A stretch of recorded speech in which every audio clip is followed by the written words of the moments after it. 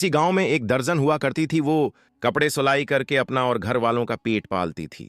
मालकन ने उसके पास कपड़े भेजे सिलाई करने के लिए। वो खुददार लड़की थी। वो मेहनत करती और खाती थी। वो अपनी भाई को पढ़ाती थी और वालिद की दवा वगैरह भी लेती। दूसरी जानिब मालकन जो कि सारा दिन बस कपड़े बदेल करती रहती थी।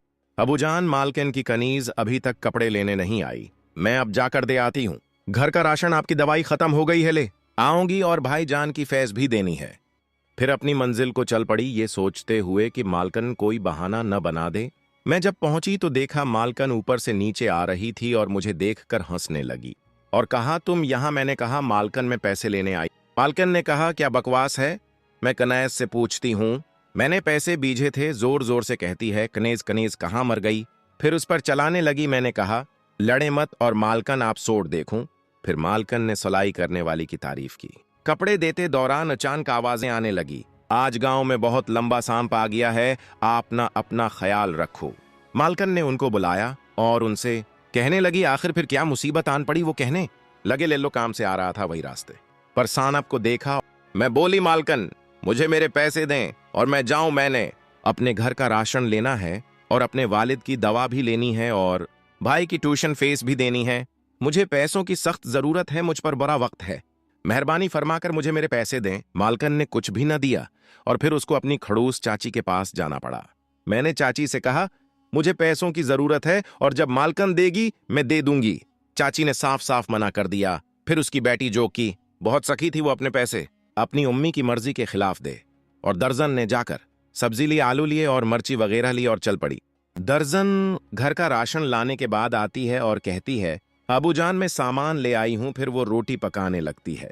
रोटी खाने के बाद वो आपस में गुफ्तगू करने लगते हैं। वो अबू को बताती है कि मैं जब मालकन के पास पैसे मांगनेगी तो अचानक आवाजें आने लगें। सानिब सांप उसने अपने बाप को पूरा वाकया सुनाया और फिर मेरा भाई आ गया और हम खामोश हो गए। हम सब बैठे बातें कर ही रहे थे कि अचानक मौसम खराब हो गया और हम सब घर के अंदर चले गए। मैं अपने भाई को सुला रही थी, अबू भी सो गए थे कि अचानक आवाज आई और कहा, मैं मुसाफिर हूं, मुझे अपने घर में पुनाह दें। और वो हमारे दरवाजे पर खड़ा था। मैं परेशान हो गई और अपने साथ लाल दिया लेकर दरवाजा खोलने चली गई।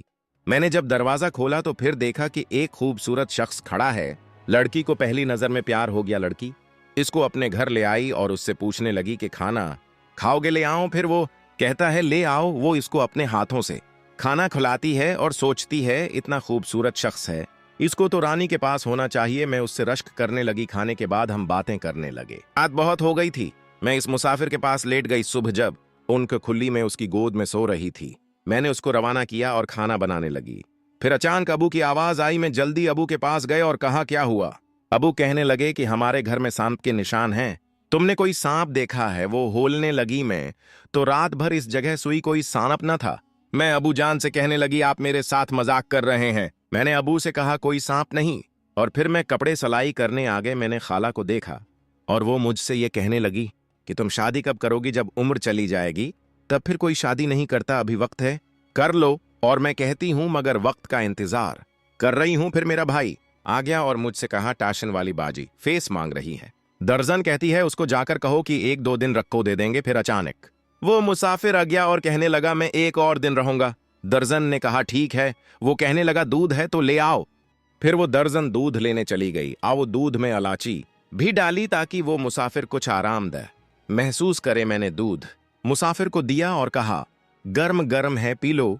दूध पीने के बाद चला गया। सुबह जब हुई तो मुझको अबू ने आवाज दी। कहा, आज फिर मैंने सानिब देखा है, उसके रेंगने के सारे निशान मौजूद हैं। ओखिर ऐसा कैसे हो सकता है?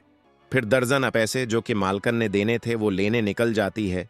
वो दिल में परेशान थी, सानब कहाँ से आता है? वो खूबसूरत मुसाफिर लड़का भी उसी का पीछा कर रहा होता है।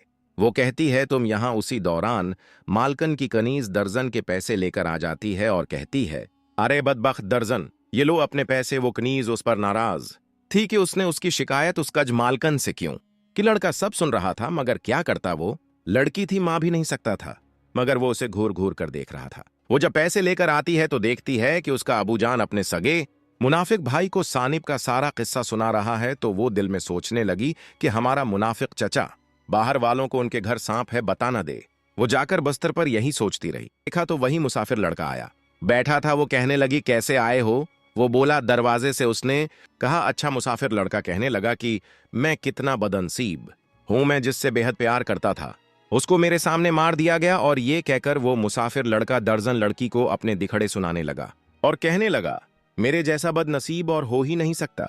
मेरे प्यार को मेरी नजर के सामने मारा गया। और लड़की इस दिलासा देने लगी और फिर वो चला गया। दूसरे दिन फिर से मुनाफिक चचा आया और सांप के मुतालिक मालूमात लेने लगा। दर्जन लड़की आई, कहने लगी, अवे चचे आखिर क्यों अबू से बार बार यही सवाल पूछते हो? ये सुनकर वो चला गया और गांव वालों को ले आया। फिर दर्जन का वालिद परेशान हो गया, कहां से सांप ढूंढ कर दूं उनको। फिर उन्होंने सांप को ढूंढने के लिए एक स्पीरा बुलाया। वो स्पीरा बैन बजाने लगा और बीन पर बच्चे बहुत खुश हो रहे थे, मगर गांव वालों ने अपने बच्चों को स्पीरे के पास जाने से मना कर दिया। इतने में सानब भी बाहर निकल आया। वो बहुत लंबा और मोटा था। वो बाप बेटी भी तमाशा देख रहे थे। बाप कहने लगा कि मेरा वालिद तुम्हारा दादा एक स्पीरा था। वो एक मर्तबा दो सांप की जोड़ी इस गांव में आई और मेरे अब्बू सांपों को मारने के लिए गांव वाले ले गए, मगर मेरे अब्बू ने मना कर दिया। वो गांव वाले मुझे डरा कर ले गए और कहा, बीन बजाओ वरना तुमको हम मार देंगे। मैंने बीन बजाने लगा और सांप बाहर निकला और गांव वाले उनको मारने लगे।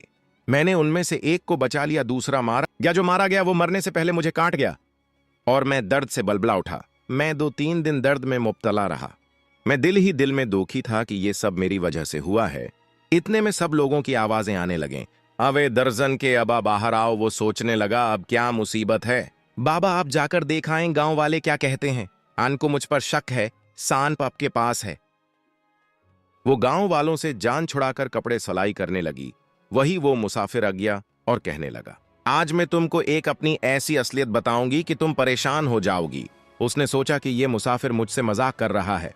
फिर इसी दौरान उसका बाप ये सब कुछ सुन लेता है। वो अपनी असल शक्ल में आ गया। उसकी आंखें सफेद हो गई। वो लड़की दर्जन उससे डरने लगी और वो दर्जन के वालिद साहब का नाम लेकर पुकारने लगा, ऐ शाकिर तुम यहाँ क्या कर रहे हो? ये दर्जन के अबू ने कहा, ऐ शाकिर मैं तुम्हारा शुक्रिया अदा करता हूँ, तुम्हारी वजह से मैं बच पाया हूँ। मेरी प्यार भी बीवी को तो तुमने नहीं बचाया उससे। मैं तुमसे थोड़ा सा खुफा हूँ। बाकी ये तुम्हारी दर्जन लड़की बहुत अच्छी है, उसने मेरा बहुत ख्याल रखा है। मैं तुम्हें तुम्हारा इनाम दे रहा हूँ। और वो फिर अचानक गायब हो जाता है और वो दर्जन और उसका बाप अपने घर को छोड़ने की तैयारी में मसरूफ हो जाते हैं, क्योंकि गांव वाले अब उसे यहाँ पर रहने नहीं देंगे। और जब वो दर्जन घर का सारा सामान इकट्ठा कर रही थी तो उसे एक बेशकीमती हीरा मिला। उसने अपने बाप को दिखाया। वो बहुत कीमती हीरा था। उसे बेचकर वो शहर में शिफ्ट हो गए और उसके बाप ने उसे कहा कि अब तुम नई शादी कर लो।